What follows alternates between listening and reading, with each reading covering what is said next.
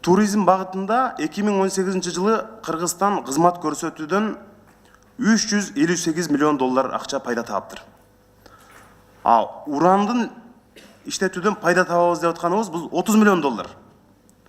Карабайсыңарбы? Ушу уран иштеткенден кийин туризм тармагы таптакыр өлүп, экологияга, элге, ден соолукка, саламаттыкка чоң зыян келип атпайбы? Биз 30 миллион доллар үчүн мына бүтүндөй элди түйүшкө салып атабыз.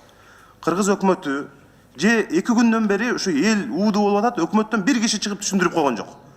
Уран биз лицензияны ушул убакта бергенбиз, иштетебиз, иштетпейбиз, же өкмөттүн позициясын билбейбиз биз. Элдин баары мына бардык депутаттардан сурагыла, 3 күндөн бери элдер биздин телефонубузду койбоду.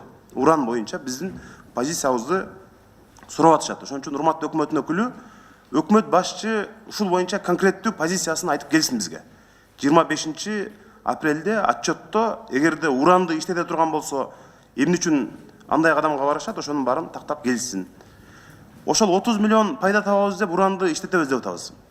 Бизге эл аралык уюмдар мына Кажы Сай боюнча, Миңкуш боюнча ошол урандан калган жерди, ошол жерде зыяндарды жок кылыш үчүн 100 миллион, 200 миллиондогон долларларды берип атат. Ошол зыяндуу заттарды жок кылып, ошол жерди калыбына келтиргенге деп. Бизге 30 миллион үчүн биз кызыкчылык болуш керекпи же бизге экология, элдин турмушу маанилүүбү? Ошон үчүн өкмөт башчы уран боюнча конкреттүү позициясын айтып келсин. Биз өкмөттүн отчетун ушул уранга байланыштуу колдойбуз же колдобойт экенибизди ошондо көрсөтөбүз. Чоң рахмат. Бул комитеттин жыйымынын азыркы Улукбек Зулпукарович айткан маселелерди сөзсүз киргизишибиз керек. Биз муну колдоп беребиз. Рахмат.